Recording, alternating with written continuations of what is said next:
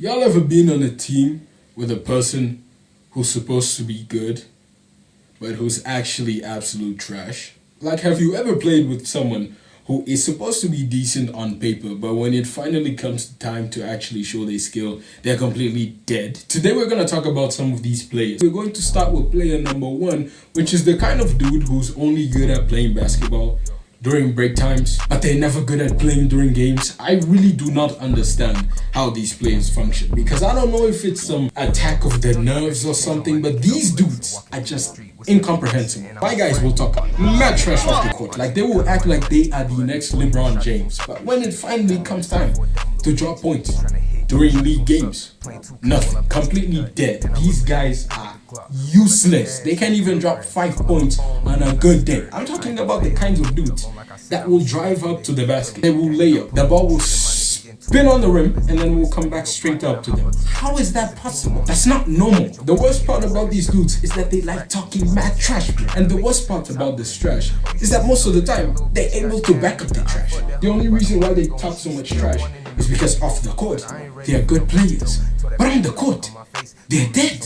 And the worst part is you can't talk trash to them on the court, because if they're losing, the whole team is losing. And nobody wants a player that's constantly hating on the other players, because he'll just see you as a hater. And you can't be seen as the hater of the team. Everybody's just gonna think you're demotivating this guy. But this guy's useless. He probably talked trash to the same person that's defending him on the court because they want him to score points. But he's not doing anything. He's just there to waste space. But you wanna know something? He's not as useless as tall people who cannot dunk. I do not understand this human anomaly. If you are someone who God gave the blessing of height to, why are you not using? I have seen tall dudes who are unable to lift 5 centimeters off the ground to put the ball on the hoop. I have seen 5'4" niggas score on tall dudes, but these big ass dunks, they can't get off the ground in order to score. How is that possible? You have people like Nate Robinson out here dunking on niggas, yet your big ass cannot get off the ground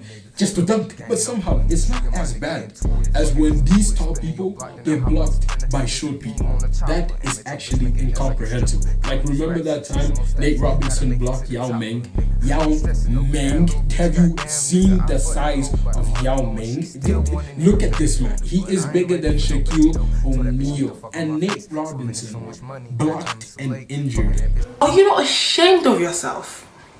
Are you not embarrassed? This is really embarrassing. Nate Robinson is basically half your height. You are literally the size of more than 2 Muggsy Boguses put together. Yet you allow yourself to get blocked by this man. No disrespect to Yao Ming and Nate Robinson, but this is just, it shouldn't make sense. But somehow it exists. And you want to know what's worse? You are still not the worst person on this list.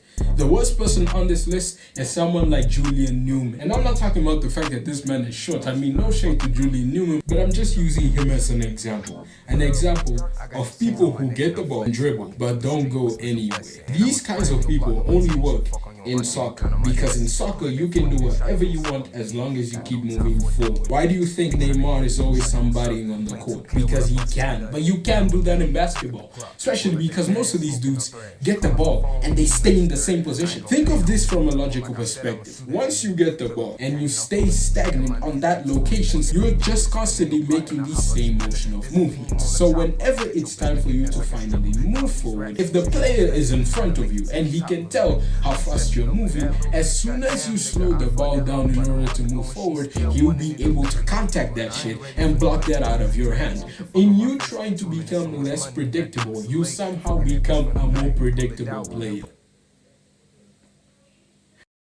I specifically hate it because these dudes are so selfish. This is basketball. It's not a one-player game. There is a reason why the team is there. If this was a one-on-one, we would throw you down your own and you would watch you fail on your own. But that's not what's going on here. You need the team. Pass the ball. Make sure that you comment down below if you know people like that on your basketball team, and send them this video so that they know that they trash. Also, make sure to send this video to your coaches so that your coaches finally know which niggas they should put on that bench forever, because that's where people like this belong, the bench. Let me know if you know any other players who also deserve to be added to the bench. Also, before you go, if you've been wondering what I've been doing, I've actually been uploading pretty regularly on my TikTok. If you're wanting to catch up on some more D.M.K content, just go there and you'll be able to watch some more of my animated project. It's just fully animated content. So go head over there, go enjoy some content, and I'll see you guys on my next video. Yeah, take care.